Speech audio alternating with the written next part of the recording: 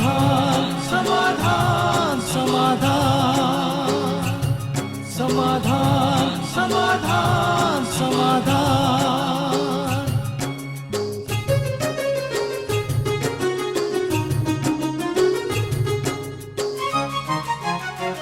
समस्या से उभरना अगर चाहे इंसान, स्वयं के संग सर्व का वो दिल से करे सम्मान। कहता है ये समाधान समाधान समाधान। समस्या से उभरना अगर चाहे इंसान, स्वयं के संग सर्व का वो दिल से करे सम्मान। कहता है ये समाधान समाधान समाधान समाधान समाधान समाधान।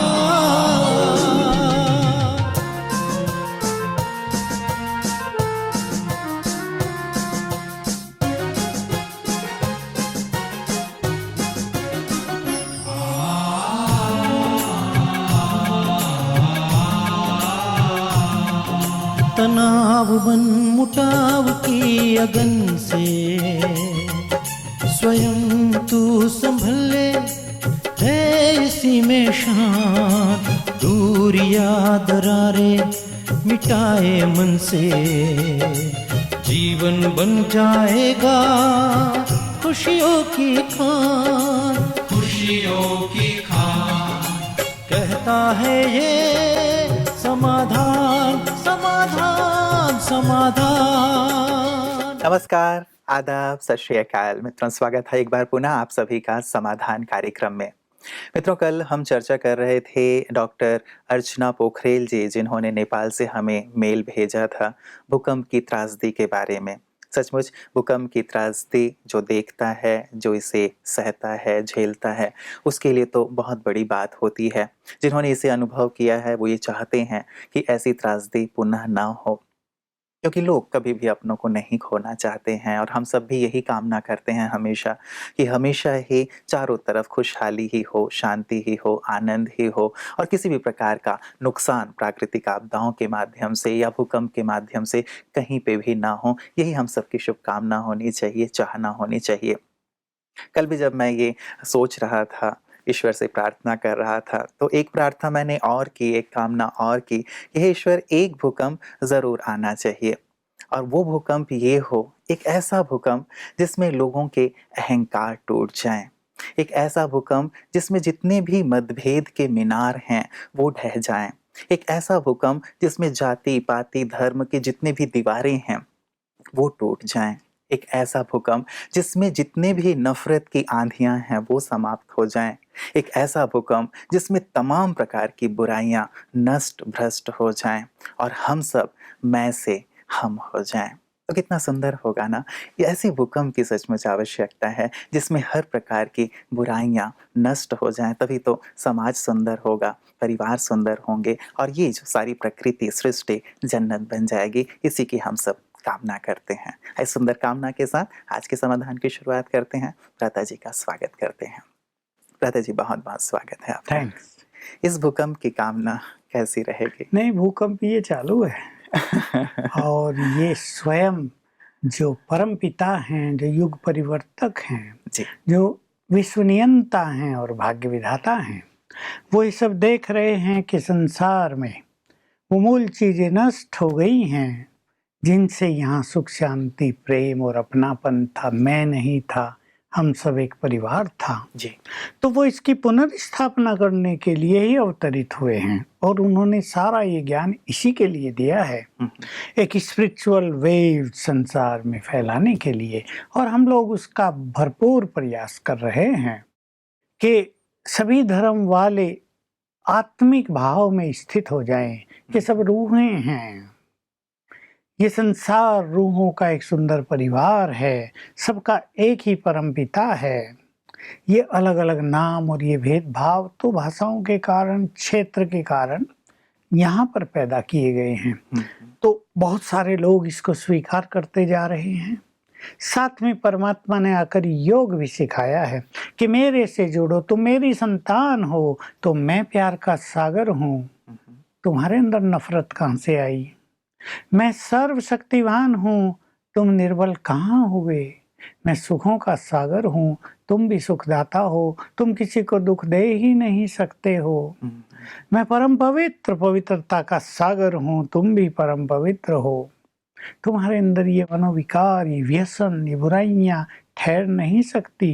जी। तो एक ऐसा भूकंप, एक ऐसी अलौकिक आंदोलन मैं इसे कहूंगा, स्वयं परमात्मा इसका नेतृत्व कर रहे हैं। देखिए सुंदर चीज है। जी, जी। महात्मा गांधी ने नेतृत्व किया, और भी कहीं कहीं कोई आंदोलन होते हैं तो एक लीडर होता है, लेकिन इस आध्यात्मिक क्रांति का नेतृत्व स्वयं भगवान के हाथों में है, जो सर्वशक्तिवान है, निराकार है, इस सृष्टि को परिवर्तन करना जिसका मुख्य कार्य है। जी। तो उसके नेतृत्व में ये भूकंप कहो, ये लहर संसार में बहुत तेजी से फैलती जा रही है, और ये हिंसा, तेरा मेरा, घर घर के झगड़े, धर्मों में हिंसा, बिना मतलब जिहाद के नाम पर खूनरेजी, ये सब खत्म होने वाली है। बिल्कुल, बिल्कुल। सच में व्रता जी, दिल से मुझे लगता है, जैसे मेरे दिल से कामना निकलती है, सभी के दिलों से ये कामना अवश्य निकलती है कि सचमुच ये सारी चीज़ें समाप्त होनी चाहिए और हम सब एक हो जाने चाहिए, और आपने एक शुभ समाचार दे दिया है। कइयों के मन में लेकिन ये भाव उठते हैं व्रता जी, जब हम ऐसी बातें रखते हैं कि ये तो आदर्शवाद की बातें हैं, ये सुनने में अच्छी लगती हैं, लेकिन ऐसी कोई संभावना नहीं है। शुरू से ही जब कृष्ण थे तो भी कंस था, या जब राम थे तब भी रावण था, तो ये तो चलता रहेगा। कई लोग ऐसी बातें भी करते हैं, तो क्या ये चलता रहेगा, या सचमुच एक ऐसा समाज आएगा जहां ऐसी कोई अशांति नहीं हो? देखिए, ये क्योंकि पुस्तकों में, होली बुक्स में लिख दिया गया है कि कंस भी थे, लेकिन दिखाया यही है कि कंस अकेला ही दुराचारी था, बाकी कोई नहीं। उसकी मृत्यु के बाद वहां सब कुछ अच्छा था। जी। रावण, भले ही रावण बदनाम है, लेकिन बड़ा मर्यादित था, नीति संपन्न उसने युद्ध किया, सीता को हाथ भी नहीं लगाया। चलो मान भी लें वो खराब था, तो थोड़े लोग खराब थे। आज ऐसा नहीं है, आज अधिक संख्या बिगड़े हुए लोगों की है। मैं ये शब्द यूज करूंगा, थोड़ी संख्या अच्छे लोगों की है। तो ऐसा मानना बिल्कुल गलती है कि ये आदर्शवाद है और ये सब तो चलना ही है। नहीं, किसी भी बुराई का भी एक समय आता है उसके अंत होने का, और वो अंत अब समीप है। जी, जी। ये अंत होंगी बुराइयां, और एक सतो प्रधानता, एक प्योर वर्ल्ड, एक सच्चे धर्म से संपन्न दुनिया, जहां मनुष्य सच्चा मानव होगा, उसमें देवत्व होगा, ऐसा युग इस धरा पर आया कि आया। जी, जी, जी, जी। चलिए, हम सब बहुत जल्दी से जल्दी, इस बेसब्री से मैं कहूँ कि इंतज़ार कर रहे हैं कि ऐसे युग का जल्दी से जल्दी आगमन हो जहाँ हम सब मिल के रहें, प्रेम से रहें, जहाँ कोई अशांति ना हो। लेकिन कुछ बातें अशांत करती हैं भ्राता जी, जो मेल्स हमारे पास आते हैं।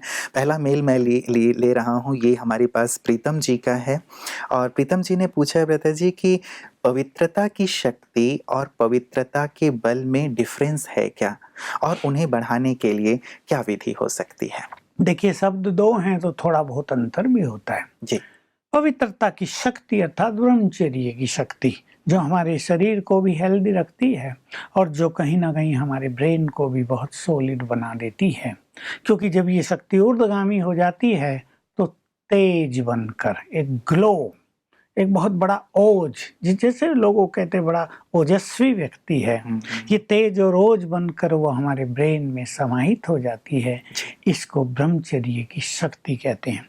और बल होता है जिसको आत्मबल कहा जाए, मनोबल कहा जाए, कि जब ब्रह्मचर्य पवित्रता में बदल जाता है, जब मन, ईर्षा, द्वेष, ये जो बुराई है, आलस, नफरत, अलबेलापन, तेरा मेरा, जिनमें हमारी शक्तियां नष्ट होती हैं, जब उनसे कोई मुक्त हो जाता है तो उसके पास आ जाता है पवित्रता का बल, यानी उसका मनोबल बहुत बढ़ जाता है, आत्मा बहुत शक्तिशाली बन जाती है।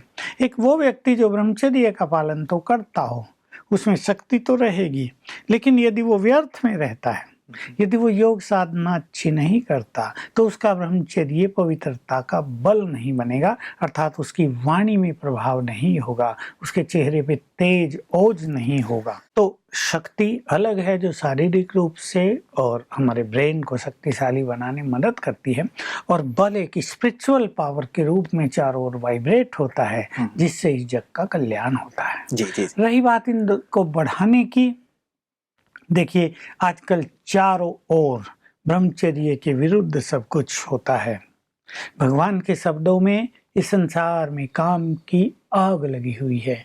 काम अग्नि में सभी की सुख शांति प्रेम अपनापन निस्वार्थ भावना जलकर नष्ट होती जा रही हैं। अनेक ऐसे केसेस रोज अखबारों में आते हैं और बहुत सारे केस जो छपते नहीं हैं, जिनसे स्पष्ट होता है कि संसार नर्क के समान बन गया है। यहाँ पवित्रता बस लगभग समाप्त होने को है। ऐसे में कुछ थोड़े लोग, कुछ लाख लोग ब्रह्मचर्य को अपनाकर शरीर को भी ताकत दे रहे हैं और मनोबल को भी शक्तिशाली कर रहे हैं, मन को प्योरीफाई कर रहे हैं। इसके लिए बहुत अच्छी साधना की जरूरत है। योग कम से कम 4 घंटे रोज कर्म करते हुए कुछ बैठकर रोज सवेरे उठकर योग करना, इसकी परम आवश्यकता होती है। तब ये पवित्रता बहुत सहज, नेचुरल, आनंदकारी हो जाती है। आज भी मेरे पास कोई सज्जन आए कि मुझे पवित्रता का बल चाहिए, मैंने ब्रह्मचर्य तो धारण कर लिया है पर मैं अपनी पवित्रता में बहुत सफल नहीं हो रहा हूँ। मैंने उससे पूछा कितने बजे उठते हो? 6 बजे। मैंने कहा यही कारण है, सब जब तुमने पवित्रता अपना ली, तुमने ईश्वरीय आज्ञा का पालन कर लिया, तो तुम्हें 4 बजे उठना चाहिए। 4 बजे उठकर यदि तुम योग अभ्यास करोगे तो तुम्हारी प्योरिटी दिनों दिन सरल, नेचुरल और सुखदायी होती जाएगी। मैंने पूछा क्यों नहीं उठते? कहा बस ऐसे ही आलस रहता है। सोना कितने बजे? सो तो जाता हूँ 10 सवा 10 बजे। मैंने कहा फिर तो तुम्हारे लिए सहज है। अगर कोई व्यक्ति 12 साढ़े 12 सोए तो कठिन है, लेकिन तुम सो जाते हो। जस्ट अपने मन में एक दृढ़ संकल्प करो, एक दृढ़ इच्छा करो कि मुझे सवेरे उठकर बहुत अच्छा योग अभ्यास करना है, तो इस योग बल से प्योरिटी बढ़ती है, कर्म इंद्रियां शीतल हो जाती हैं, मनुष्य की दृष्टि वृत्ति भी आत्मिक होने लगती है और ये सुख बढ़ने लगता है। यही इन्हें करना है। एक 4 घंटे योग का प्रोग्राम कर्म करते हुए किया जा सकता है। मान लो बैठना केवल 1 घंटे ही हो, कोई बिजी है भाई, सवेरे 1 घंटा बैठकर योग कर सकते हैं, फिर सारा दिन कर्म में अच्छा किया जा सकता है। इसलिए कर्म भी बहुत सरल होंगे, सहज सफल होंगे, कहीं उलझन नहीं होगी, कर्म थकाएंगे नहीं, और कर्म योग करने से कर्म का इफेक्ट भी हमारे मन पर नहीं होगा। तो लाभ ही लाभ है, कर्म योगी बन जाना चाहिए। पता जी, अगला मेल हमें शिवम जी ने भेजा है और ये कहते हैं, मैं एक गृहस्थी कुमार हूँ। बाबा ने कहा है जो मेरा परिचय देगा वही उस प्रजा का राजा बनेगा, लेकिन हमें ज़्यादा चांस नहीं मिलता और समय भी नहीं मिलता, तो क्या हम राजा नहीं बन सकते हैं? और आगे कहते हैं कि राजा बनने के लिए सरेंडर्ड होना जरूरी है क्या? राजा बनने का या प्रजा बनाने का और कोई दूसरा रास्ता क्या हो सकता है? कृपया इस पे प्रकाश डालें। ये राजा बनने के बड़े इच्छुक हैं। बड़ा अच्छा लोग IAS बनते हैं, ये राजा बनना चाहते हैं। एक अच्छा लक्ष्य है और अवश्य इनको इसमें सफलता मिलेगी। देखिए प्रश्न अति सुंदर है, गुह्य भी है। कुछ लोग मान लो 10,000 को संदेश देते हैं। चलो एक व्यक्ति है, उसने भिन्न भिन्न साधनों से 10,000 क्यों 10 लाख को संदेश दिया, लेकिन उसकी स्थिति राजा बनने लायक नहीं है, तो वो राजा नहीं बनेगा। और एक व्यक्ति ने केवल 10 लोगों को संदेश दिया और उसने अपनी स्थिति को बहुत स्ट्रॉन्ग बना लिया, वो स्वराज अधिकारी बन गया, उसने अपने पर राज करना सीख लिया, राजाई गुण और संस्कार उसके जीवन में आ गए, तो वो राजा बनेगा। और वो प्रजा जो दूसरों ने बनाई, जो राजा बनने लायक नहीं, वो इसकी तरफ आ जाएगी। चुनाव होता है ना, देखो जो लोकप्रिय होता है उसकी तरफ सब बढ़ जाते हैं। तो जो लोकप्रिय बन गए, जिनका स्वभाव, जिनकी शक्तियां, इनकी प्योरिटी बहुत श्रेष्ठ हो गई, और जैसे मैंने कहा जो स्वराज्य अधिकारी बन गए वही भी स्वराज्य अधिकारी बनते हैं। तो इनको बिल्कुल निश्चिंत रहना चाहिए। अगर ये घर में रहते हैं, गृहस्थ में रहते हैं, गृहस्थ के कर्तव्यों को, जिम्मेदारियों को इन्हें बहुत अच्छी तरह से निभाना चाहिए, वो इनका कर्तव्य है। उसमें बिल्कुल ढिलाई नहीं कि भाई उसे छोड़ के बच्चे रो रहे हैं, उन्हें डॉक्टर के पास ले जाना, उसे छोड़ के ये चले गए संदेश देने वो एक समझदारी का कार्य नहीं। पहले जो हमारे सामने एक कर्तव्य है उस पे हमें ध्यान देना चाहिए, और आंतरिक जो ये पुरुषार्थ है जिसके लिए समय की वास्तव में कोई ज़्यादा ज़रूरत नहीं है, इसके लिए मनुष्य के पास समय ही समय। वैसे ही हम देखें, मनुष्य कुछ भी कार्य करते हुए क्या-क्या सोचता रहता है, उसका मन कहाँ-कहाँ जाता रहता है। बस उस मन को वहाँ से निकाल के सुप्रीम में लगा देना, इतना ही तो करना है। जी, जी। इसके लिए थोड़ी-सी प्रैक्टिस करेंगे तो अच्छा हो जाएगा। इन्होंने बड़ा अच्छा प्रश्न पूछा है, क्या प्रजा बनाने का कोई और भी तरीका है? वास्तव में प्रजा बनाने का सबसे सुंदर तरीका है सबको गुड वाइब्रेशंस देना, जिनको हम सकाश कहते हैं। मान लो 10 लोग बहुत पीड़ित हो रहे हैं, हमारे वाइब्रेशंस उनको पीड़ा मुक्त कर देते हैं, वो हमारी प्रजा हो गई। अनेक लोग अपने को बेसहारा अनुभव कर रहे हैं, हमारे वाइब्रेशंस उन्हें प्रोटेक्शन का अनुभव कराते हैं, वो हमारी प्रजा हो गई। तो टोटल हम ये कहेंगे, बहुत अच्छे योगी बनना, बहुत अच्छे वाइब्रेशन सबको देना, विश्व कल्याण की भावना में रहना, ये भी दूसरों को संदेश देने का एक सुंदर तरीका है। मतलब हम घर में रहते हुए भी अपने अंदर दिव्य गुणों को धारण करें, योग्य बने और सकाश दें, तो भी हम सहज रूप से प्रजा बना सकते हैं और राजा बन सकते हैं। ये तो बहुत सहज युक्ति आपने बता दी है। मैं इसमें एक चीज और जोड़ देना चाहता हूँ। जी। प्रजा बना देना एक बात, उनकी पालना करना। अब मान लो उन्हें ईश्वरीय ज्ञान देकर शिव बाबा से जोड़ दिया गया, जी, जी। वो शिव बाबा के बच्चे बन गए, वो श्रेष्ठ मार्ग पर आ गए, लेकिन उन्हें योग्य बनाना, उनकी समस्याओं का हल करना, उन्हें प्योर बनने में बहुत अच्छा मार्ग दिखाना, उन्हें योगी बनने की सरल विधियां सिखाना, ये पालना कहलाती है। ये पालना करने वाले विश्व महाराजन बनेंगे। बिल्कुल, बिल्कुल। तो उसका भी ऊंचा लक्ष्य रखा जाए कि हम पालना करें। जी, जी, जी। प्रति जी, सुयोग जी ने अगला मेल हमारे पास भेजा है। ये कहते हैं, dear brother, please tell me what is sakshi bhav. Baba says if you sit on the seat of Sakshi Bhav, then 1 month's work will be done in 1 day and 1 day's work will be done in 2 minutes. Now how is this possible? Please explain. गहरा प्रश्न है। इसकी हिंदी ये है, ये पूछ रहे हैं कि साक्षी भाव कैसे धारण किया जाए, और साक्षी होने से हमारा 1 मास का काम 1 दिन में कैसे हो सकता है, एक लंबा चौड़ा काम थोड़े समय में कैसे हो सकता है। देखिए, साक्षी भाव, साक्षी स्थिति स्पिरिचुअलिज्म की सर्वश्रेष्ठ स्थिति है, जो हमारा रूहानी मार्ग है, जो हमारे पवित्रता का मार्ग है, राजयोग का मार्ग है। इस पर जो राही चल रहे हैं उन्हें अंततः साक्षी भाव धारण करना होता है। ये संसार एक विशाल खेल है, इसमें भिन्न भिन्न तरह के सीन हमें देखने में आ रहे हैं, भिन्न भिन्न तरह के लोग हमें मिलते हैं। अच्छे बुद्धिमान लोग भी गलत कार्य करते दिखाई देते हैं। लोभ लालचवश मनुष्य क्या क्या कर रहा है। सत्य की हार होती है, असत्य की जीत होती दिखाई दे रही है, धर्म पराजित हो रहा है, अधर्म पावरफुल होता जा रहा है। ये सब हमें दिख रहा है।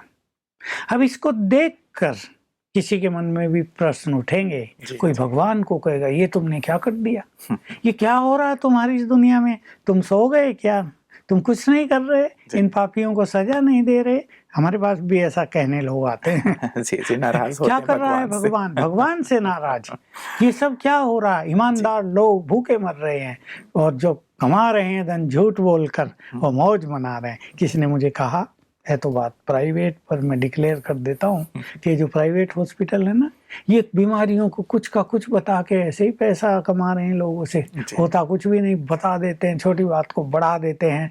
लोग बेचारे परेशान हो के 50-50 हजार रोज का खर्च करके उनके बाहर रहते हैं।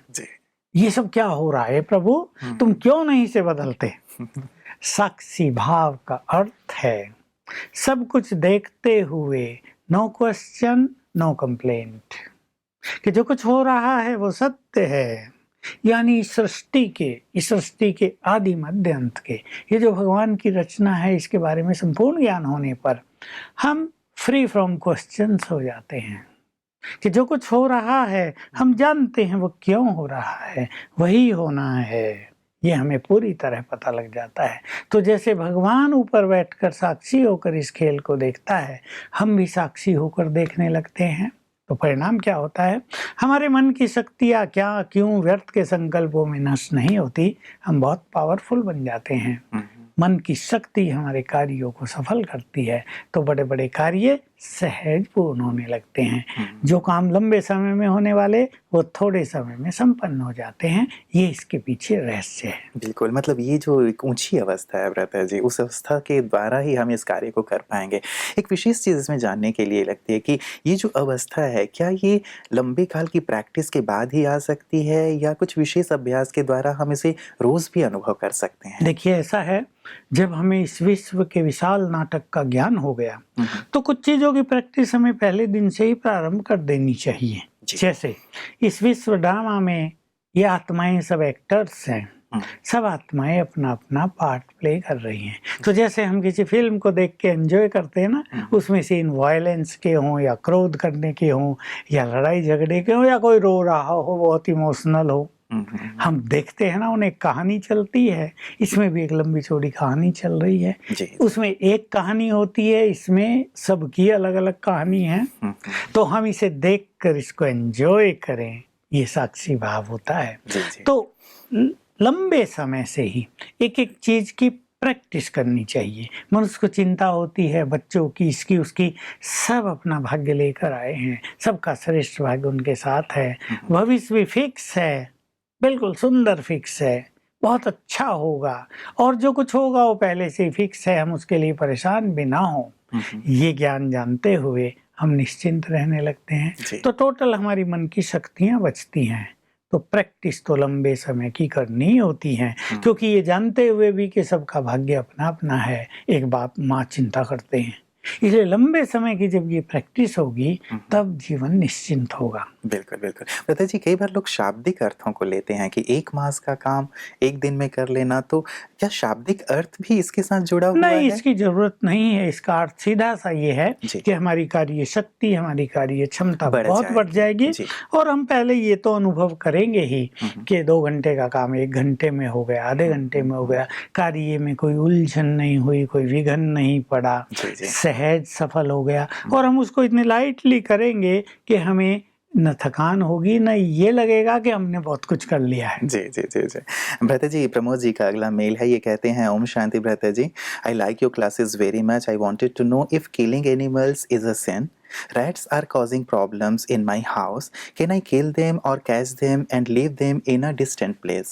But if I leave them in a distant place, then they might cause problems in somebody else's place there. What should I do?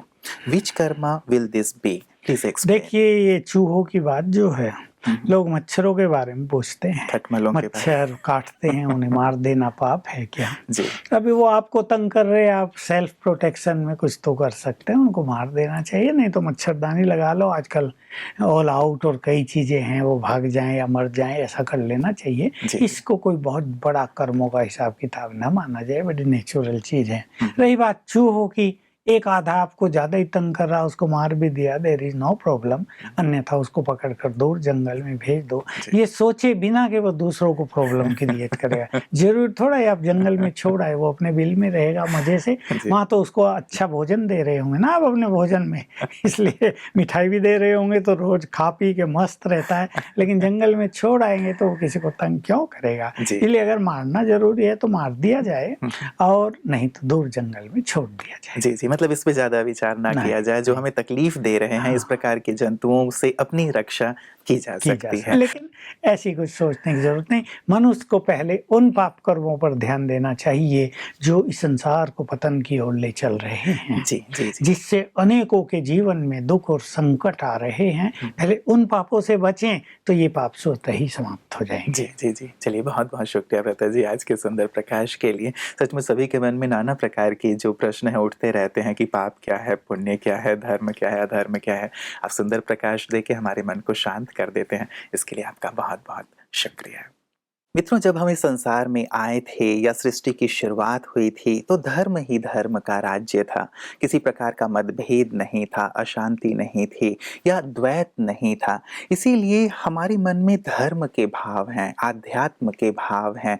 हम पाप पुण्य के बारे में सोचते हैं कि पुण्य ही पुण्य हो, कहीं भी पाप ना हो, क्योंकि इसके बीज संभवतः शुरुआत से हमारे अंदर हैं। इसीलिए ये भाव बार बार जागृत होते हैं कि क्यों ये धर्म, मजहब, संप्रदाय, मठ पंथ की दीवारें हैं, क्यों नहीं हम सब मैं से हम हो जाते, एक हो जाते। कितना अच्छा होता ना, सचमुच ये दीवारें टूट जाती। बहुत सुंदर पंक्तियां मित्रों इसी से जुड़ी हुई हमें मोहम्मद इकबाल साहब ने भेजी हैं, उससे आज मैं अंत कर रहा हूँ। वो हमें लिखते हैं, कहते हैं, मंदिर में दाना चुगकर चिड़ियां मस्जिद में पानी पीती हैं। मैंने सुना है राधा की चुनरी कोई सलमा बेगम सीती है। एक रफ़ी था, महफिल महफिल रघुपति राघव गाता था। एक प्रेमचंद बच्चों को ईदगाह सुनाता था। कभी कन्हैया की महिमा गाता रसखान सुनाई देता है। औरों को दिखते होंगे हिंदू और मुसलमान, मुझे तो हर शख्स में दिखता है इंसान। कितनी सुंदर बात है ना मित्रों। ऐसे ही हम सबको इंसान दिखाई दें, कोई धर्म, कोई मजहब दिखाई ना दे, तो सचमुच वातावरण कितना सुखद हो जाएगा, सुंदर हो जाएगा और पुनः हम इस संसार को स्वर्ग बना पाएंगे। तो आइए हम सब मिलके इस संसार को जन्नत बनाएं, स्वर्ग बनाएं। नमस्कार। धैर्य और दृढ़ मनोबल से कर दे तू पल भर में मुश्किलें आसान। कथनी समकरनी के पावन जल से